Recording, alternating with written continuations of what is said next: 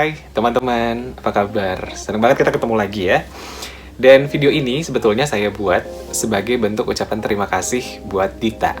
Nah, kemarin itu Dita sempat menginvite saya untuk ikutan acara live di Instagramnya Dita. Ini undangannya.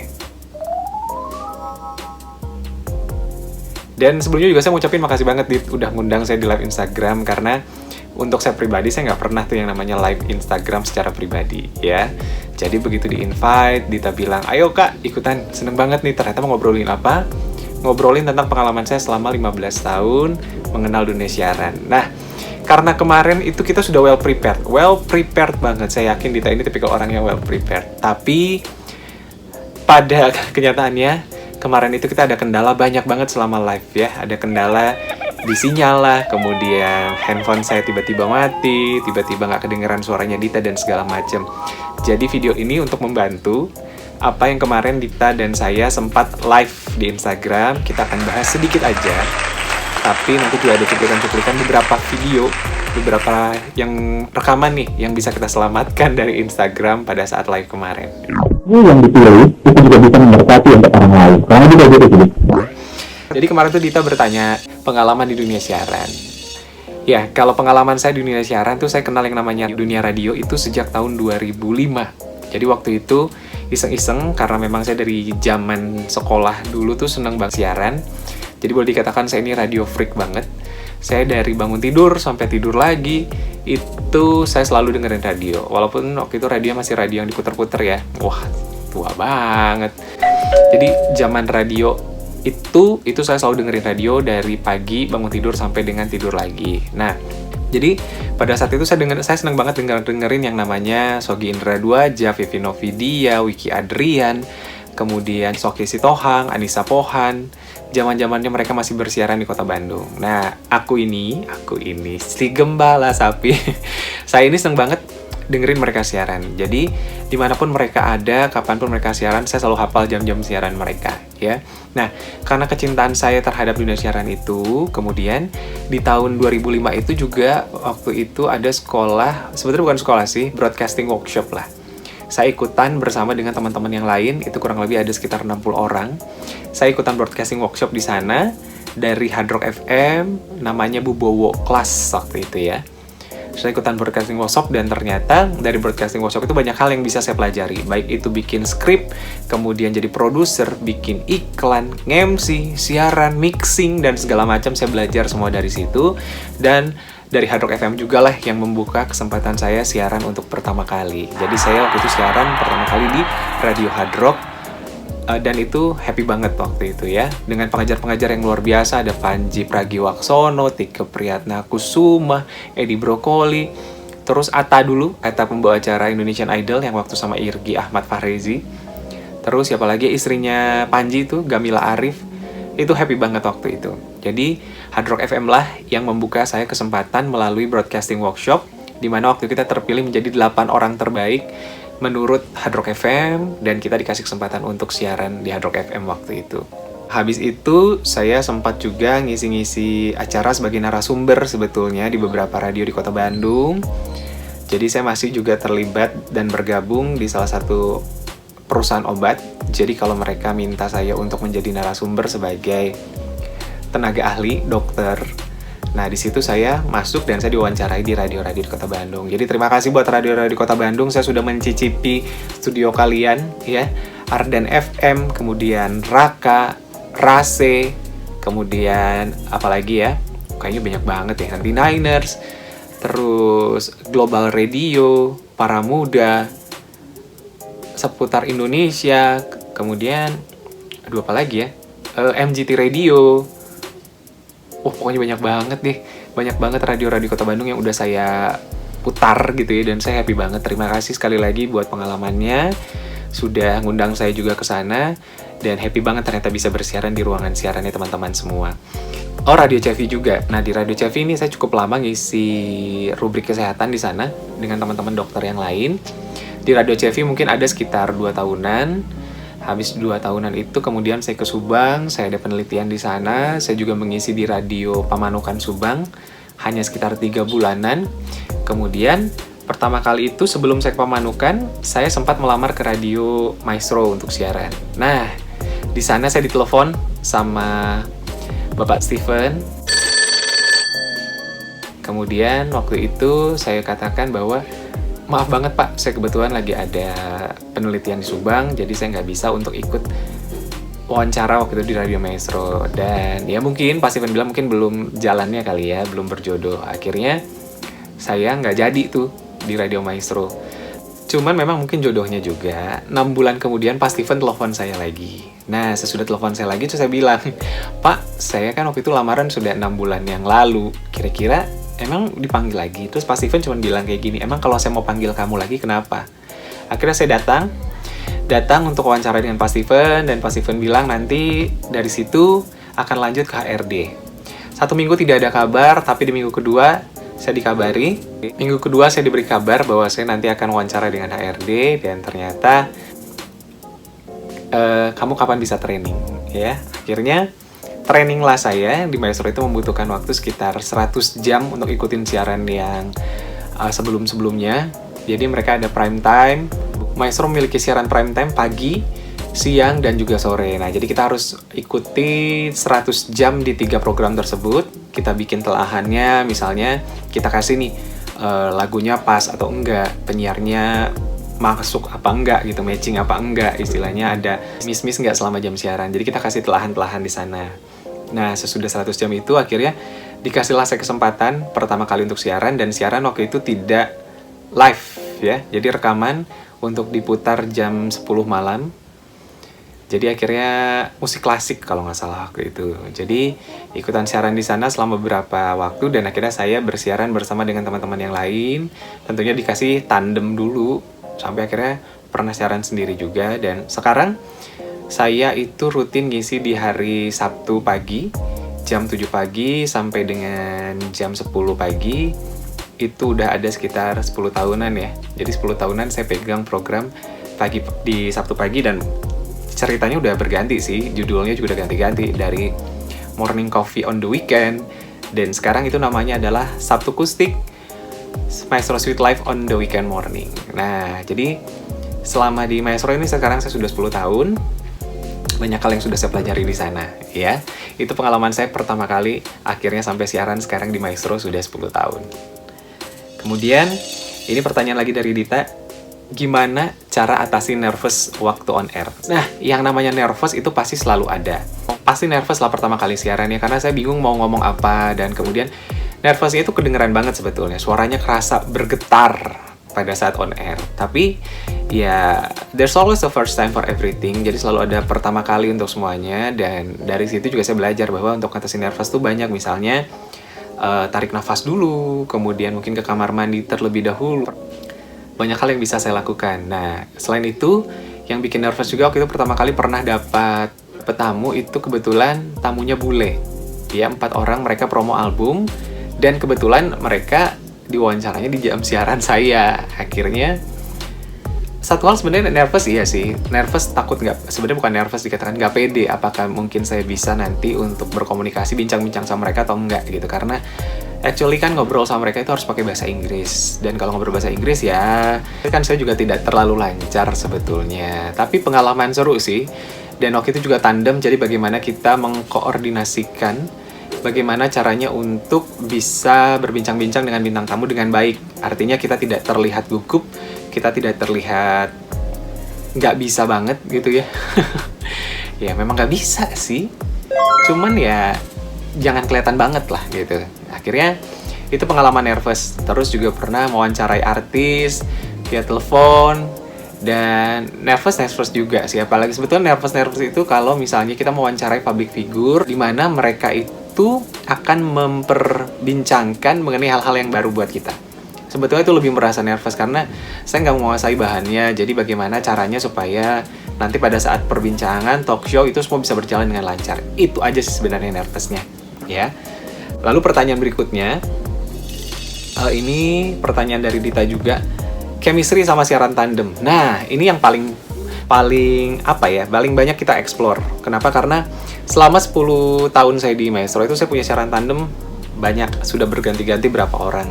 Jadi kalau saya prinsipnya adalah kalau kita membawakan suatu acara, itu bukan kesuksesannya itu bukan berarti karena saya seorang, tapi kesuksesannya itu berarti karena kerja tim. Nah, tim di dalamnya itu artinya adalah teman kita bersiaran dan juga operator kita. Jadi kalau misalnya chemistry itu, kalau saya biasanya, saya akan cairkan suasana pada saat ada teman yang baru, saya akan ajak ngobrol-ngobrol, bercanda-bercanda, ketawa-ketawa, saya akan kenalan dia lebih lanjut. Terus saya akan lihat seperti apa dia kalau bersiaran. Artinya saya akan membiarkan nih dia untuk mengeksplor diri dia dulu. Nanti sudah itu kita gantian. Atau kalau misalnya dia agak dead air, bingung nggak tahu mau ngomong apa, di situ saya harus sigap untuk mengcover. Jadi chemistry itu dibangunnya kayak gitu, dan memang nggak mungkin sekali siaran, 2 kali siaran chemistry itu langsung dapat. Nggak ada proses sih. Tapi yang namanya prosesnya ini sih yang harus kita lewatin. Jadi ya kalau buat saya, chemistry itu dibangun melalui proses dan melalui kebersamaan. Jadi kalau ada satu hal yang ingin dibicarakan, perbincangan aja dengan teman kita. Kalau misalnya ada sesuatu yang mau bikin kita menjadi gimmick gitu ya, bikin aja gitu. Dan kalau sama partner siaran itu jangan baperan. Artinya ya anggaplah itu hanya untuk bikin suatu suasana acara menjadi seru gitu. Jangan segala-segala dibawa ke dalam hati. Karena kalau udah baperan, susah juga ya. Karena kan acara itu, kembali saya bilang, suksesnya suatu acara itu karena kerja tim kita, teman kita, dan juga operator yang bersama dengan kita. Jadi ya gitu, saya akan selalu kasih kesempatan, apalagi kalau ada teman-teman yang baru masuk tuh, baru bergabung bersama kita di radio, selalu dapat siaran tandem sama saya akan biarkan mereka mengeksplor diri mereka seperti apa. Kemudian kalau ada adlibs yang harus dibacakan atau iklan pendek yang harus dibacakan, saya akan mempersilahkan mereka untuk membacakan. Tapi saya minta mereka untuk melihat gerakan tangan saya. Jadi kalau misalnya mereka terlalu cepat, saya akan minta mereka untuk perlambat. Kalau mereka terlalu lambat, saya akan minta mereka untuk lebih percepat. Sebenarnya begitu aja sih. Ya, nggak tahu sih. Kalau teman saya merasa nyaman-nyaman aja nggak sih sama saya? Aku sih nyaman. Kamu gimana? Tapi biasanya kalau udah nyaman ditinggalin sih. Oke, ini berikutnya ada lagi pertanyaan. Tips and trick jadi penyiar menurut saya.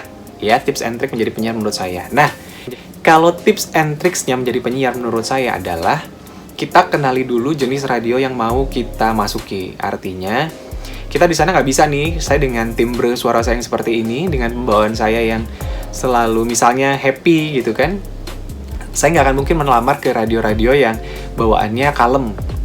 Karena buat saya itu jadi beban sebetulnya. Tapi, kalau teman-teman yang suka dengan tantangan, nah, ini adalah suatu kesempatan teman-teman untuk mengeksplor diri. Artinya, sebagai seorang penyiar itu kita harus siap di berbagai kondisi siaran apa aja. Karena kita kan nggak tahu nih, kayak tadi bintang tamu, kita juga nggak tahu bintang tamu siapa yang akan datang, kemudian akan ngobrol-ngobrol tentang apa, bahas apa, sama sebetulnya dengan jam siaran. Jadi kita juga nggak pernah tahu nih, kira-kira kita bakal ditempatkan di program mana, acara apa. Jadi kita harus eksplor diri. Tapi ingat ya, saat kita berani untuk ngambil satu program itu, kita juga harus pelajari baik-baik. Jadi jangan kayak kita berperang tapi kita nggak mempersiapkan dan kita nggak bawa alat-alat untuk berperang gitu loh. Jadi nggak tangan kosong banget juga. Nah, kita tahu programnya seperti apa, persiapkan baik-baik. Kalau kita memang dikasih kesempatan untuk mengeksplor diri, ada kelas-kelas broadcasting, kemudian bikin skrip dan segala macam, go ahead gitu loh. Persiapkan, gunakan itu. Dan jangan malu untuk belajar. Kalau ada yang nggak tahu, tanyakan sama senior-senior atau teman-teman yang sudah pernah membawakan acara itu sebelumnya. Jadi kalau menurut saya ya, explore diri, ketahui medan mana nih yang akan kita masuki. Kemudian ya be yourself gitu. Kita nggak usah menjadi copycat dari orang lain. Istilahnya, saya seneng banget nih dengan pembawaan misalnya Coki Sitohang kalau saat dia sedang siaran. Tapi saya nggak harus menjadi seperti Coki Sitohang. Saya biarlah menjadi diri saya sendiri. Jadi ya, be yourself, be you, be unique gitu. Tapi jangan juga malu-maluin ya. Makanya, tadi saya sampaikan itu, saat kita tahu program mana yang kita bawakan, kita harus pelajari program itu seperti apa, segmennya kemana, kemudian ya kita pelajari, kita perdalam di sana. Jadi, tidak maju-maju banget dengan tangan kosong gitu ya. Oke, itu sih sebetulnya tips and tricksnya. Terus, kalau ada tricksnya ya, kita tidak boleh tampak seperti kosong gitu. Artinya kan kita ini communicating. Kita akan menyampaikan pesan itu melalui suara tanpa ada visual. Jadi apa yang kita sampaikan itu harus tersampaikan dengan baik dan benar. Nah, kalau misalnya kita ada sesuatu yang kita lupa atau kita blank dan segala macam. Buatlah itu seolah-olah kita sedang kayak gimmick atau sedang bercanda gitu loh. Jadi jangan ketahuan banget bahwa kita ini sedang blank. Nah, gimana siasatinya? Yang pasti itu butuh proses, itu butuh pengalaman, itu butuh jam terbang. Kalau misalnya masih belum bisa ya nggak apa-apa, dipelajari lagi ya. Istilah kerennya sekarang kita harus pintar ngeles lah. Jadi kita bisa tahu bagaimana menempatkan situasi dan posisi pada saat kita sedang terdesak, ya. Terakhir dari Dita, closing statement katanya. Nah, kalau buat saya artinya kalau kita mau menjadi penyiar, kita harus lihat dulu nih, kita sebetulnya punya bakat nggak di bidang itu. Kemudian kita juga harus tahu kemampuan diri kita sebatas mana. Jangan mau berhenti di situ-situ aja, explore terus, belajar lagi dan belajar lagi. Mau dari teman siapapun, dari senior, dari buku, dari YouTube misalnya, silahkan. Banyak hal yang bisa kita pelajari di sana. Kenali diri kamu seperti apa. Be unique, be you. Dan jangan juga untuk mencoba mengcopycat dari orang lain. Nggak usah deh ya. Dan kalau kita memang mau memberikan satu informasi, kita gali informasi itu seperti apa, sekreatif mungkin bagaimana cara menyampaikannya, semenarik mungkin sehingga orang bisa tertarik, dan jangan pernah berhenti untuk explore diri. Karena saya juga percaya nih, kalau kita misalnya menjadi satu senior, ada teman-teman yang junior, kalau kita mau ngajarin mereka, kita juga sebenarnya belajar lagi hal-hal baru. Ada hal yang ternyata saya secara teori saya pintar, tapi secara praktek saya enggak. Dan itu harus saya pelajari dan saya coba lagi. Jadi tipsnya adalah sekali lagi, jangan berhenti belajar, kenali diri kamu, kenali kemampuan kamu untuk siaran itu di mana. Mencoba, jangan takut. Kalau dikasih satu program baru yang memang menurut kamu nggak bisa, kalau buat saya, coba dulu deh.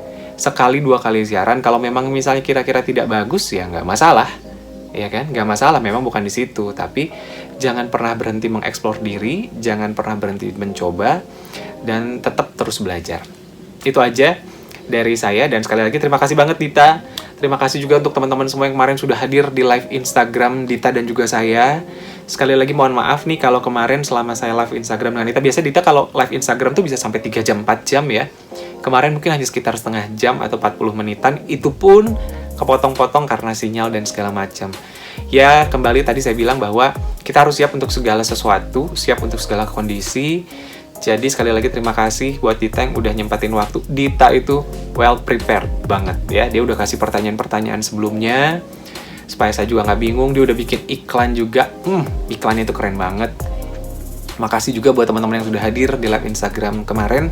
Dan sekali lagi maaf banget kalau ada kekurangan dari saya. Semoga sharing-sharing dari saya nih yang walaupun sedikit, tapi bisa membantu buat teman-teman, setidaknya kasih gambaran nih buat teman-teman yang mau jadi penyiar ataupun yang menjadi pendengar setia bahwa kita menjadi seorang penyiar itu nggak gampang gitu ya. Walaupun seolah-olah kita ketawa-ketawa, seolah-olah kita kayak yang main-main, tapi ternyata ada hal yang kita pelajari jauh sebelum menjadi seorang penyiar. Sekali lagi, sukses buat teman-teman semua. Semoga ilmunya yang bisa saya bagikan bisa bermanfaat. Kalau ada kurang dari saya, ada salah-salah kata dari saya juga, atau ada yang kurang tepat, boleh di komen ya. Silahkan di komen, nanti saya pelajari lagi, saya akan introspeksi diri lagi. Terima kasih, dan mungkin kalau ada kesempatan lagi nanti Dita atau teman-teman yang lain ngajak live Instagram lagi. Oke, saya akan siap, dan mudah-mudahan juga nggak akan ada gangguan-gangguan lagi. Apa saya harus ganti handphone ya? Maunya sih gitu. Oke, sekali lagi terima kasih. Semoga bermanfaat, dan jangan lupa ya, sekali lagi titipan pesan saya, di like kalau suka ya, dan tolong di-share sama teman-teman yang lain supaya bisa saling membantu untuk berbagi ilmu. Roy Cardo pamit, bye. Dipilih, itu juga bisa memberkati untuk orang lain. Kurang lebih kayak gitu sih. Oke, kalau malam lebih kayak siang ya, lebih tenang ya. Kalau malam itu kan dulu ada yang namanya street light malam. Itu tenang karena kan kita lihat kalau malam itu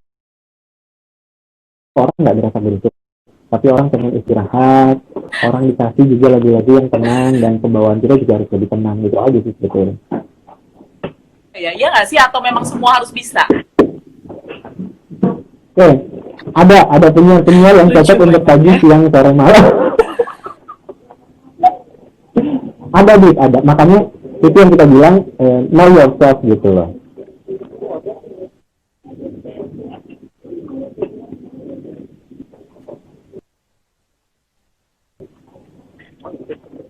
Jadi kita harus tahu kita itu ada di mana kelebihan kita, kemudian di mana kekurangan kita. Kita harus, jadi nggak bisa memaksakan diri lah. Jadi memang ketahui diri kita itu seperti apa, kenali suara kita juga ya. Maksudnya nanti juga, kecuali kalau misalkan memang di radio itu ada yang memang, bukan sih, maksudnya pada akhirnya kan mungkin orang atau para full timer gitu ya, entah siapa produser gitu ngelihat juga kali ya kita tuh cocoknya di mana gitu. Sehingga nanti juga boleh biasanya ditempatin di siaran yang inilah atau di siaran itulah gitu ya. Tapi maksudnya tetap perlu mengasah kemampuan kita juga waktu kita dikasih di jam siaran tertentu. Ada yang memang, bukan sih, maksudnya pada akhirnya kan mungkin orang atau para full timer gitu ya, entah produser itu ngelihat juga kali ya kita tuh cocoknya di mana gitu. Sehingga nanti juga boleh biasanya ditempatin di siaran yang inilah. Betul, gitu. Jadi, tapi maksudnya jadi kita nanti, kemampuan kita juga waktu kita dikasih di jam siaran itu. ya betul. Nanti orang full nanti para full timer tahu kita ditempatin di mana. Karena gini, sebetulnya kayak teman-teman nih dulu kalau siaran tandem sama aku pagi-pagi, itu bos selalu nanya, si Dita udah gimana nih progresnya, si Siska gimana progresnya, Egi dan yang lain itu pasti bos nanya gitu.